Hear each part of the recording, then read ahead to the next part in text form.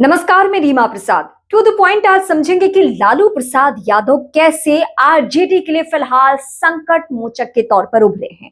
लालू प्रसाद यादव वैसे पर्दे के पीछे से हस्तक्षेप तो रखते हैं अपनी खराब तबीयत के बावजूद, लेकिन अभी वो नाजुक वक्त है जब तेजस्वी यादव को लेकर चौतरफा हमला हो रहा है और उनके सिपहसालारों को लेकर तो और भी सवाल दागे जा रहे हैं। नौबत ये आ गई है कि कार्यकर्ता सड़कों पर उतरकर रोहिणी आचार्य के पक्ष में और संजय यादव के खिलाफ में नारेबाजी कर रहे हैं।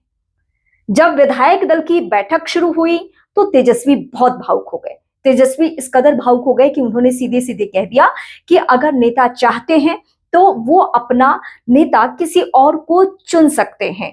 मैं पार्टी की जिम्मेदारी संभालूंगा, लेकिन विधायक दल का नेता किसी और को चुन सकते हैं। लालू प्रसाद यादव ने आनन फानन में हस्तक्षेप किया और कहा कि नहीं, पार्टी की जिम्मेदारी तो तेजस्वी ही संभालेंगे। आपके निर्णय क्षमता पर या आपके नेतृत्व पर किसी को कोई शक नहीं है। आप जिम्मेदारी संभालिए और परिवार मैं देख लूंगा, ये लालू प्रसाद यादव ने क्लियर कर दिया।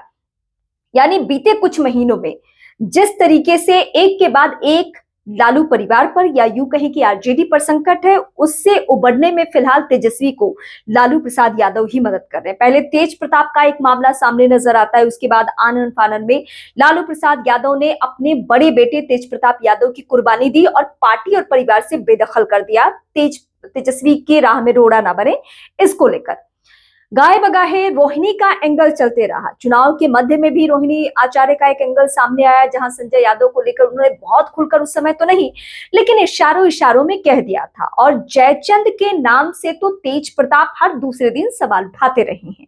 अब चुनाव परिणाम जब सामने आया तो सबने एक के बाद एक करके सवाल पूछना शुरू किया। सबने मतलब रोहिणी आचार्य ने सबसे ज्यादा, और रोहिणी आचार्य ने जो सवाल जवाब किया उसके बाद मामला बहुत ज्यादा बिगड़ गया। अंदर खाने की खबर ये रही कि बात जूता चप्पल तक भी पहुंच गई। कितनी सच्चाई है ये तो लालू परिवार के सदस्य ही जानते हैं, लेकिन मीडिया में ऐसी खबरें आ गई।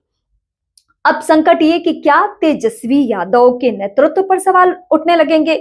ये सिर्फ रोहिणी की आवाज है या और कोई भी ये चाहता है कि तेजस्वी सब कुछ ना संभाले, या तेजस्वी संभाले भी तो संजय यादव उनके साथ ना रहे। मामला बहुत आगे बढ़ता गया। मतलब लालू प्रसाद यादव को जब लगा कि अब हाथों से सब चीज निकलने की स्थिति है अगर मेरा दखल ना हो तो, क्योंकि आज भी कार्यकर्ता अगर सबसे ज्यादा अग्रेसिव होते हैं या एकजुट होते हैं तो वो लालू प्रसाद यादव के नाम पर, और दूसरे नंबर पर आते हैं लालू प्रसाद यादव के नाम पर आरजेडी में तेजस्वी यादव। तेजस्वी यादव को लेकर चाहे वो एमवाई समीकरण वाले यादव और मुस्लिम हो या कुछ अन्य जातियों के वोटर्स, वो एकजुट होते हैं और उनमें मतलब तेजस्वी यादव में वो अपना भविष्य देखते हैं, वो लालू प्रसाद यादव को देखते हैं। तो लालू प्रसाद यादव ने हस्तक्षेप किया और आप ये कह सकते हैं कि सियासी संकट से उबारने में तेजस्वी को संकट मोचक की भूमिका में फिलहाल लालू प्रसाद यादव ही आ चुके हैं। उन्होंने कहा कि परिवार तो मैं संभाल लूंगा, परिवार में जो भी उठापटक की स्थिति है या जो भी थोड़ी बहुत तलखियां है, लेकिन पार्टी की जिम्मेदारी तेजस्वी यादव ही संभालेंगे।